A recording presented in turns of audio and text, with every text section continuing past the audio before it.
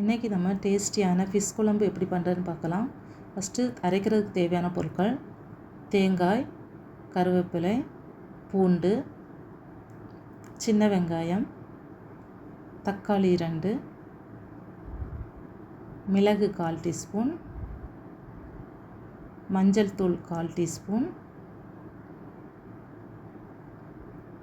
மிளகாய்த்தூள் 1 டீஸ்பூன், மல்லித்தூள் 1 டீஸ்பூன் ஃபுல்லாக போட்டிருக்கிறேன். வெந்தயம், வறுத்து வச்ச வெந்தயம் சேர்த்து நல்லா தண்ணி சேர்த்து மிக்ஸி நல்லா அரைச்சிக்கலாம். தண்ணி சேர்த்துக்கலாம், நல்லா அரைச்சி எடுத்துக்கலாம். இந்த டைமில் ஃபிஷ்ஷை நல்லா கல் உப்பு போட்டு நல்லா வாஷ் பண்ணி எடுத்து வச்சுக்கலாம். பச்சை மிளகாய், தக்காளி நறுக்கி சேர்த்துக்கலாம். இப்போ அரைச்சி வச்சுருக்கிற விழுதை சேர்த்துருக்குறோம். லெமன் அளவு புளி ஊற வச்சு புளி தண்ணி சேர்த்துக்கலாம். தண்ணீர் சேர்த்துக்கலாம். கொஞ்சம் தேவையான அளவு தண்ணி சேர்த்துக்கோங்க. சால்ட்டு தேவையான அளவு. நல்லா மிக்ஸ் பண்ணி விட்டுட்டு அடுப்பில் வச்சுக்கலாம். ஃபஸ்ட்டே மிக்ஸ் பண்ணி ரெடி ஆகிடணும். ரெடி ஆன பிறகு தான் நம்ம அடுப்பில் வைக்கிறோம். அடுப்பில் வச்சு கொதிக்க வைக்கிறோம். கொதிக்கும்போது இந்த மாதிரி சைடில் தான் கிளறி விடணும், சென்டரில் கிளறக்கூடாது. ஏன்னா ஃபிஷ் எல்லாம் உடைஞ்சி போயிடும்.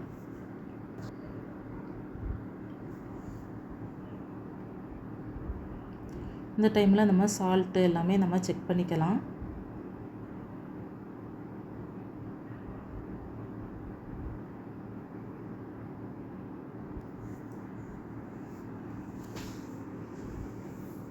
செக் பண்ணிவிட்டு நம்ம சால்ட்டு தேவைன்னா சேர்த்துக்கலாம்.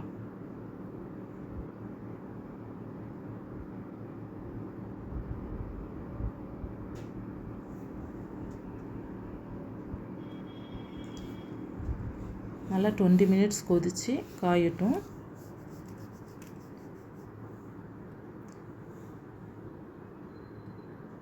ஃபிஷ் குழம்பு 10 மினிட்ஸ் நீங்கள் மூடி நல்லா கொதிக்க விட்டுருங்க. அதுக்கு பிறகு திறந்து வச்சுருங்க. ஏன்னா கொதித்து அது வெளியே பொங்கி இதாயிரும். நல்லா திறந்து வச்சே நல்லா கொதிக்கட்டும். இந்த மாதிரி எண்ணெய் சைடில் பிரிகிற மாதிரி வரும்போது நல்லா தண்ணி வற்றி வரும். நல்லா நிறைய தண்ணி சேர்த்துருக்குறோம் இல்லையா, அதெல்லாம் வற்றி வரும்போது நம்ம அடுப்பை ஆஃப் பண்ணிக்கலாம். சைடில் எண்ணெய் பிரிஞ்சு இந்த மாதிரி வரும். அப்போ அடுப்பை நம்ம ஆஃப் பண்ணியிருக்கலாம். வீட்டில் செஞ்சு பாருங்கள், பிள்ளைகளுக்கும் செஞ்சு கொடுங்க. இது இட்லி, தோசை, சாதம் எல்லாத்துக்குமே ரொம்ப டேஸ்டியாக இருக்கும். இந்த வீடியோ பிடிச்சிருந்தால் லைக் பண்ணுங்கள், ஷேர் பண்ணுங்கள், சப்ஸ்கிரைப் பண்ணுங்கள். இதுக்கு முன்னாடி சில வீடியோஸ் நான் போட்டிருக்கிறேன், அதையும் போய் பாருங்கள்.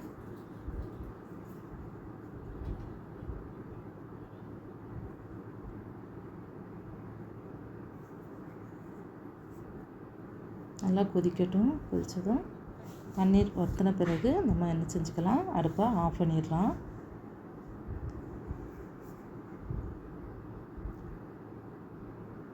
நம்ம இறக்குறதுக்கு முன்னாடி கருவேப்பிலை, தேங்காய் எண்ணெய் சேர்த்து இறக்குனோன்னா ரொம்ப டேஸ்டியாக இருக்கும், வாசனையாக இருக்கும்.